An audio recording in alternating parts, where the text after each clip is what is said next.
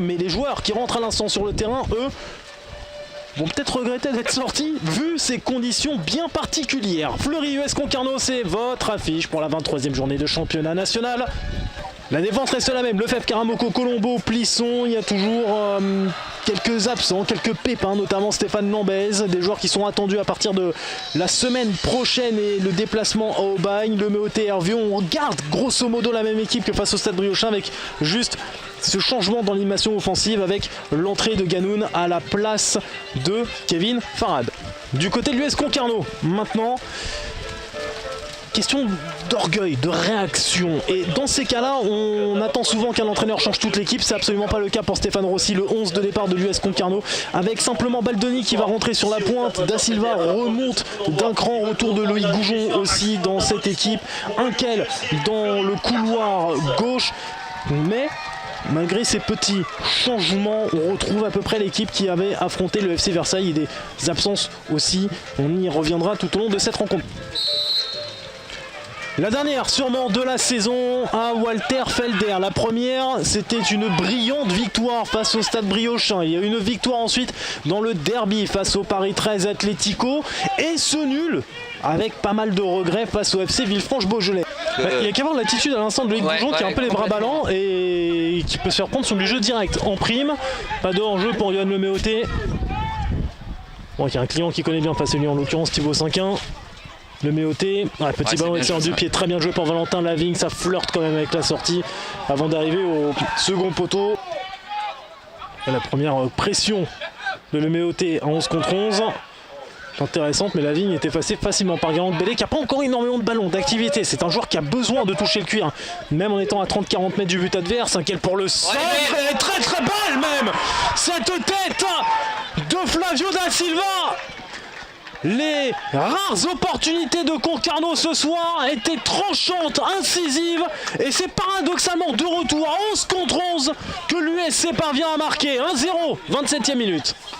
Et c'est intéressant, Julien, parce que vous étiez en train de dire à l'instant que c'était peut-être pas forcément sur une phase défensive qu'il fallait rectifier, en tout cas mettre en place, et comme s'il y avait eu une absence, en tout cas un moment de flottement, d'errement dans les têtes des joueurs du FC Fleury. Vraiment. Mais là, il y a la VAR pour aller sauver l'arbitre. Je vous raconterai plus tard celle-ci. Baldoni. Et regardez la différence. On avait 3 joueurs du FC Fleury qui ont défendu. Gaël Alette. Oh, pourquoi sort-il? Pourquoi sort-il Gaël Alette? Incompréhension totale. Baldoni arrive à jouer ce petit ballon en mode retourné, en mode ciseau. Et conclusion dans la foulée de Loïc Goujon, c'est pas académique du tout. Mais à la 44e minute, Concarneau fait le break. Du FC Fleury, on le voit sur cette action là, regardez, il y a quand même presque 3 joueurs proches du joueur de l'US Concarneau. Ensuite, encore une fois, on est à 2 contre 1 sur cette tête. 1 contre 1, une tête qui ressemble pas forcément à un dégagement. Et là, Gaël Alette qui va sans vraiment y aller.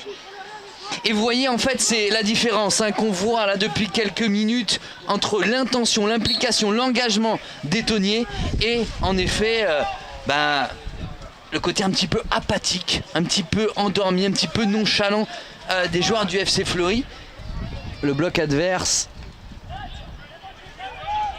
Colombo prend du temps pour prendre l'information. Baldoni en profite, balle de 3-0.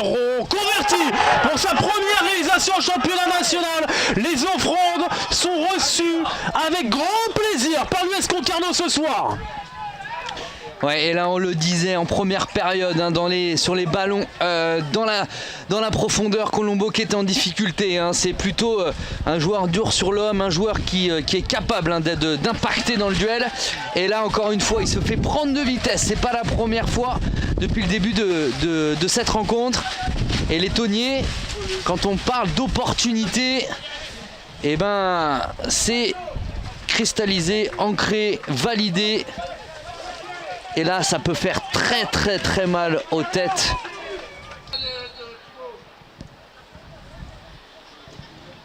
Le premier poteau avec une déviation de Garand Bellé. Doublé en 5 minutes pour Baldoni. Et 4-0 pour l'US Concarneau, qui n'a qu'une seule victoire depuis le début de l'année civile, qui ne gagne plus à l'extérieur depuis des semaines. Ils viennent en mettre 4 à Fleury, qui n'a jamais perdu dans ce stade. Ouais, c'est juste incroyable là ce qui est en train de se passer ce soir. Et c'est excellemment bien tiré, hein. Là en effet au premier poteau, déviation pour couper au premier poteau, ensuite juste derrière. En tout cas là c'est travaillé, c'est répété et c'est validé. Repartir encore une fois, Baldoni, attention au tirage de maillot. Ouais. Baldoni manque de vis. D'expérience, c'est normal, ça va rentrer aussi hein, pour lui, son 5e match de national seulement. Et vous voyez, c'est toujours des Tony hein, qui sont à la récupération, comme si tout leur réussissait. Et là, ça va passer pour Mathis Piccolo hors-jeu. Oui, il y était. 57e minute, le 5-0 refusé pour un hors-jeu de Piccolo. Ce serait à domicile la plus large défaite de l'histoire du FC Fleury dans des compétitions fédérales. Et c'est pas terminé. Il a lettre relâche le ballon. Hors-jeu encore contre Piccolo, mais c'est la plus large défaite. Vous avez raison. L'ironie et le sarcasme, mais je ne suis pas un menteur. Oui, vous avez parlé d'honnêteté et de transparence tout à l'heure. Donc on va le rester jusqu'au bout. Lavigne. Ah, il traîne ce ballon dans la surface quand même pour Silla qui arrive à enclencher cette frappe, au moins cette réaction à la 90e minute pour Fleury.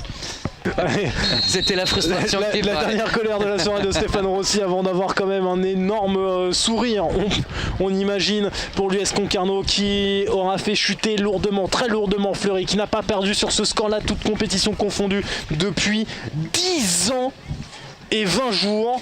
C'est une terrible contre-performance en revanche pour les Franciliens que de perdre de cette manière-là en offrant pas les 4 buts, mais pas loin quand même. Il passe au travers, Concarneau se relance et ça l'enseignement de ce Fleury US Concarneau pour la 23e journée de nationale.